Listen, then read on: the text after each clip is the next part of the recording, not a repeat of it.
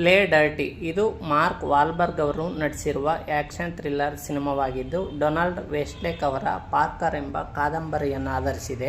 Play dirty ಸಿನಿಮಾದ ಕಥೆ ಏನು, ಸಿನಿಮಾ ಹೇಗಿದೆ ಎನ್ನುವುದನ್ನು ಈ ವಿಡಿಯೋದಲ್ಲಿ ತಿಳಿಸ್ಕೊಡ್ತೇನೆ. ವಿಡಿಯೋ ಕೊನೆವರೆಗೂ ನೋಡಿ. ಸಿನಿಮಾದಲ್ಲಿ ವಾಲ್ಬರ್ಗ್ ಅವರು ಪಾರ್ಕರ್ ಎಂಬ ಪಾತ್ರದಲ್ಲಿ ಕಾಣಿಸಿಕೊಂಡಿದ್ದಾರೆ. ಪಾರ್ಕರ್ ಒಬ್ಬ ದೊಡ್ಡ ಕಳ್ಳನಾಗಿರುತ್ತಾನೆ. ಸಿನಿಮಾದ ಇಡೀ ಕತೆ ಪಾರ್ಕರ್ ಸುತ್ತುತ್ತದೆ. ಪಾರ್ಕರ್ ಮತ್ತು ಅವನ ಸಹಚರರು ಒಂದು ರೇಸ್ ಟ್ರ್ಯಾಕ್ನಲ್ಲಿ ದೊಡ್ಡ ದರೋಡೆ ಮಾಡಲು ಪ್ಲಾನ್ ಮಾಡಿರುತ್ತಾರೆ.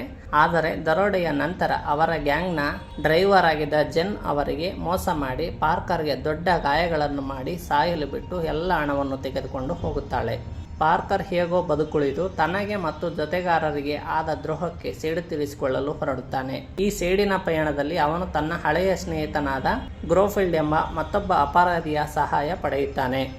ಈತ ಒಂದು ರಂಗಭೂಮಿಯ ಕಂಪನಿಯನ್ನು ಕೂಡ ನಡೆಸ್ತಾ ಇರ್ತಾನೆ. ಪಾರ್ಕರ್ ಜೆನ್ನನ್ನು ಹಿಂಬಾಲಿಸುತ್ತಾ ಹೋಗುವಾಗ ಅವಳು ಕೇವಲ ದ್ರೋಹಿ ಮಾತ್ರವಲ್ಲದೆ ದೊಡ್ಡ ಉದ್ದೇಶಕ್ಕಾಗಿ ಕೆಲಸ ಮಾಡುತ್ತಿದ್ದಾಳೆ ಎಂಬ ವಿಷಯ ತಿಳಿಯುತ್ತದೆ. ಜೆನ್ ಮೂಲತಃ ತನ್ನ ತಾಯ್ನಾಡಿನ ಭ್ರಷ್ಟ ಸರ್ವಾಧಿಕಾರಿಯ ವಿರುದ್ಧದ ಕ್ರಾಂತಿಗೆ ಹಣ ಒದಗಿಸಲು ಪ್ಲಾನ್ ಮಾಡಿರುತ್ತಾಳೆ. ಆ ಸರ್ವಾಧಿಕಾರಿಯು ಯುಎನ್ನಲ್ಲಿ ಪ್ರದರ್ಶನಕ್ಕಿಡಲಾದ ಶತಕೋಟಿ ಮೌಲ್ಯದ ತುಂಬ ಹಳೆಯ ಆಭರಣಗಳನ್ನು ನ್ಯೂಯಾರ್ಕ್ ಮಾಬ್ ಸಹಾಯದಿಂದ ಕದಿಯಲು ಪ್ಲಾನ್ ಮಾಡಿರುತ್ತಾನೆ.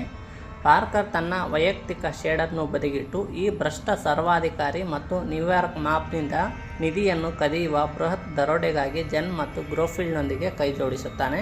ಕಥೆಯು ಈ ಹೊಸ ಗ್ಯಾಂಗ್ ಕ್ರಿಸ್ಮಸ್ ಸಮಯದ ನ್ಯೂಯಾರ್ಕ್ ಹಿನ್ನೆಲೆಯಲ್ಲಿ ದ್ರೋಹಗಳು, ಆಶೆ ಮತ್ತು ಅಪಾಯಗಳಿಂದ ತುಂಬಿದ ಹೈ ಆಕ್ಷನ್ ಕಳ್ಳತನಕ್ಕೆ ಸಿದ್ಧವಾಗುವುದರ ಸುತ್ತ ಸಾಗುತ್ತದೆ. ಅಂತಿಮವಾಗಿ ಯಾರು ಗೆಲ್ಲುತ್ತಾರೆ ಮತ್ತು ನಿಧಿ ಯಾರ ಪಾಲಾಗುತ್ತದೆ ಎನ್ನುವುದನ್ನು ಸಿನಿಮಾದಲ್ಲೇ ನೋಡಬೇಕು. ಇನ್ನು ಸಿನಿಮಾದ ಪಾಸಿಟಿವ್ ಅಂಶಗಳನ್ನು ನೋಡೋದಾದರೆ ಸಿನಿಮಾದಲ್ಲಿ action sequence, comedy, dark humour ಮತ್ತು ಕ್ರಿಸ್ಮಸ್ ಹಿನ್ನೆಲೆಯನ್ನು ಚೆನ್ನಾಗಿ ತೋರಿಸಿದ್ದಾರೆ. ಗ್ರೋಫೀಲ್ಡ್ ಪಾತ್ರದಲ್ಲಿ ನಟಿಸಿರುವ ಸ್ಟ್ಯಾನ್ಫೀಲ್ಡ್ ಪಾತ್ರ ಓಕೆ, ಪರವಾಗಿಲ್ಲ. ಜೆನ್ ಪಾತ್ರ ಮಾಡಿದ್ದ ರೋಸಾ ಸಲಾಜರ್ ಅವರ ಅಭಿನಯ ಇಂಟ್ರೆಸ್ಟಿಂಗ್ ಆಗಿತ್ತು. ಇನ್ನು ನೆಗೆಟಿವ್ ಅಂಶಗಳನ್ನು ನೋಡೋದಾದರೆ ಚಲನಚಿತ್ರವು ದೊಡ್ಡ ವಿಸ್ತಾರವಾದ ಆ್ಯಕ್ಷನ್ ದೃಶ್ಯಗಳನ್ನು ಒಳಗೊಂಡಿದ್ದು ಅವು ಕೆಲವೊಮ್ಮೆ ತಮಾಷೆಯಾಗಿ ಅತಿರೇಕವಾಗಿವೆ ಮತ್ತು ಚಿತ್ರದ ವೇಗವನ್ನು ಕಡಿಮೆಗೊಳಿಸಿವೆ ಅಂತ ಅನ್ನಿಸ್ತು.